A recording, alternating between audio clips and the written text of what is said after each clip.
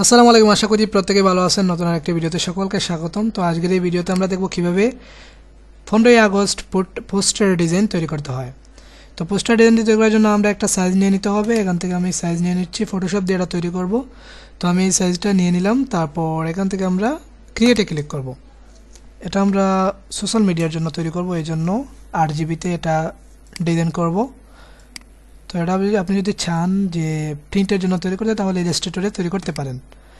তো তারপর আমরা যেটা করব, এখান থেকে আমরা ব্যাকগ্রাউন্ড তৈরি করার জন্য ব্যাকগ্রাউন্ড তৈরি করতে পারবো আমরা ব্রাশ টুল দিয়ে। তো আমি এই মুহূর্তে ব্যাকগ্রাউন্ড তৈরি করতেছি না, আমি একটা জেপিজি দিয়ে ব্যাকগ্রাউন্ডটা কমপ্লিট করে নেব। তো এই জন্য আমরা প্রথমে একটা কালার ব্যাকগ্রাউন্ড তৈরি করে নেই, ব্ল্যাক কালার দিয়ে ব্যাকগ্রাউন্ডটা আমরা তৈরি করে নিচ্ছি।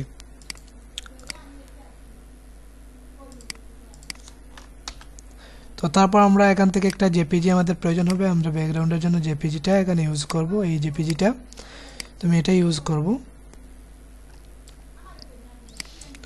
তারপর আমরা এটা ব্লার করে নেব, মাল্টিপ্লাই না, এখানে দেখি তো কোনটা দিলে ভালো হয়।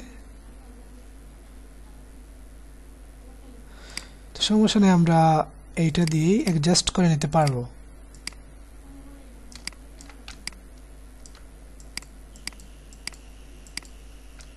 এটাই দিয়ে অ্যাডজাস্ট করে নিচ্ছি।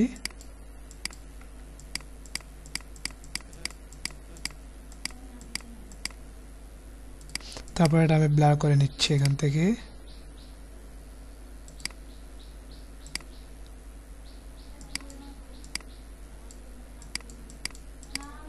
হালকা ব্লার করতে পারেন, অথবা আপনি এটা রেডিয়াল ব্লার করতে পারেন। তো আমাদের কাজ শেষ। এখন আমরা যেটা করব, আমাদের কিছু পিএনজির প্রয়োজন হবে, যেগুলো আমরা ইউজ করব। তো আমি এই পিএনজিটা ইউজ করব, এটা নিয়ে আসতেছি।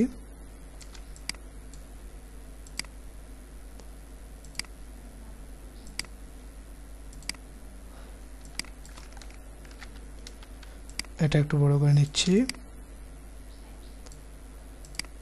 তারপর বঙ্গবন্ধু শেখ মুজিবুর রহমানের একটা পিএনজি আমরা এখানে ইউজ করব, এটাও নিয়ে আসতেছি।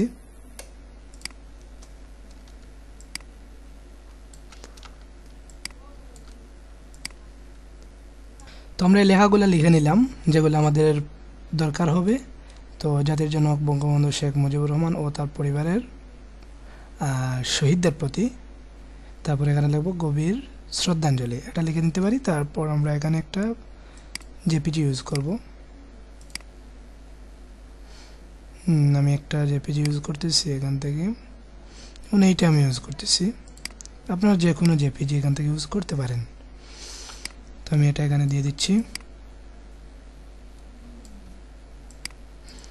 এই ফটোটা আমরা সৌজন্যে দেব। তারপর আমরা এখান থেকে একটা শেপ দিয়ে নামের একটা জায়গা রেখে নিতে পারি, অথবা আমরা পেন টুল দিয়েও এটা তৈরি করতে পারি।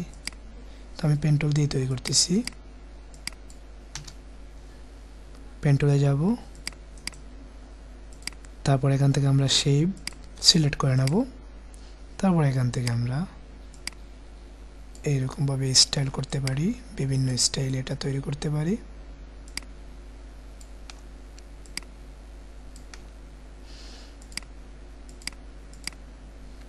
তো দেখতেছি,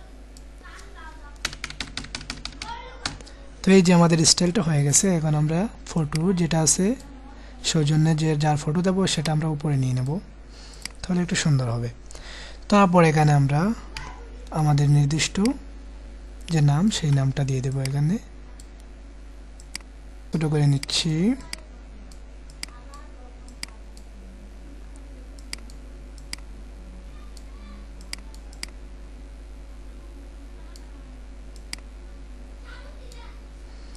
অপাসিটি একটু কমিয়ে নেব।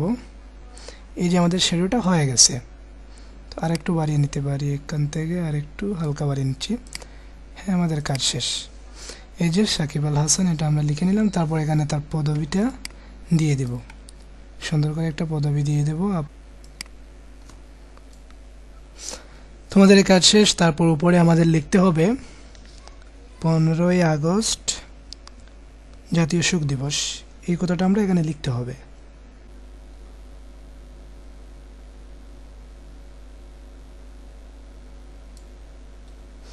তারপর আরেকটা স্ট্রোক নেব,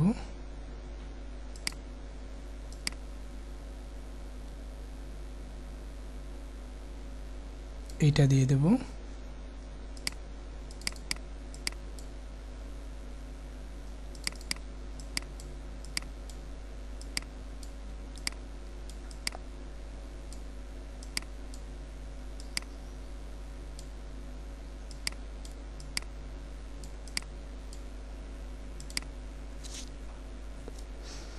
এটা একটু অপাসিটি আর একটু কমিয়ে দেই, বেশি হয়ে গেছে। তারপর আমরা এই স্টাইলটা দিয়ে দেবো। তো দেখেন আমাদের কাজটা হয়ে গেছে, একটা টাইপোগ্রাফি আমরা তৈরি করে নিয়ে নিছি। তো এবার আমাদের কাজ শেষ।